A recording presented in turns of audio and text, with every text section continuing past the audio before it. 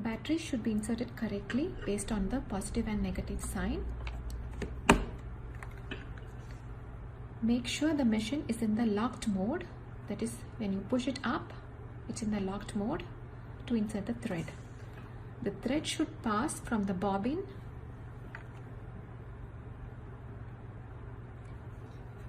through this hole and then through the tension control and then through the hole next to the needle, then at last through the needle. Also make sure the thread is tight, it should not be loose. You can push and pull the needle up and down by turning it clockwise and anti-clockwise.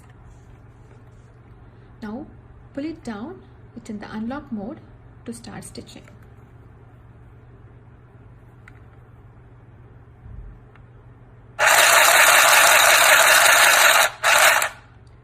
Once you are done with the stitching, make sure you leave at least 3 inches gap from the cloth and then cut the thread.